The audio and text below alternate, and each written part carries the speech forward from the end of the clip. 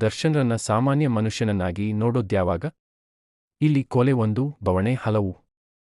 ದರ್ಶನ್ ಒಬ್ಬ ನಟ ಅನ್ನೋದು ಎಷ್ಟು ಸತ್ಯನೋ ಅವರು ಒಬ್ಬ ಪತಿ, ಒಬ್ಬ ತಂದೆ, ಒಬ್ಬ ಸೋದರ, ಒಬ್ಬ ಮನುಷ್ಯ ಅನ್ನೋದೂ ಅಷ್ಟೇ ಸತ್ಯ. ಆದರೆ ಒಂದು ಸಮಾಜವಾಗಿ ನಾವು ಮನುಷ್ಯನನ್ನು ಮನುಷ್ಯನನ್ನಾಗಿ ನೋಡುತ್ತಿದ್ದೇವೆಯಾ?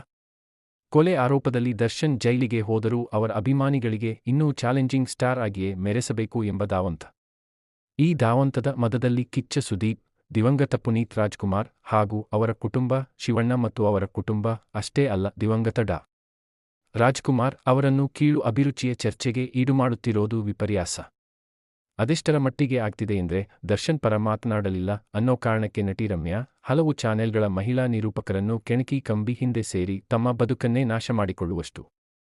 ಈ ಅಭಿಮಾನಿದ ಅತಿರೇಕ ಯಾವ ಮಟ್ಟಿಗೆ ಹೋಗಿದೆ ಅಂದ್ರೆ ನಿನ್ನೆ ನಡೆದ ಚಿತ್ರದುರ್ಗದ ಹಿಂದೂ ಮಹಾಸಭಾದ ಗಣಪತಿ ವಿಸರ್ಜನೆ ವೇಳೆ ಸುದೀಪ್ ಅಭಿಮಾನಿಗಳು ದರ್ಶನ್ ಅಭಿಮಾನಿಗಳ ಮೇಲೆ ಹಲ್ಲೆ ಮಾಡಿದ್ದಾರೆ ಅನ್ನುವಲ್ಲಿಗೆ.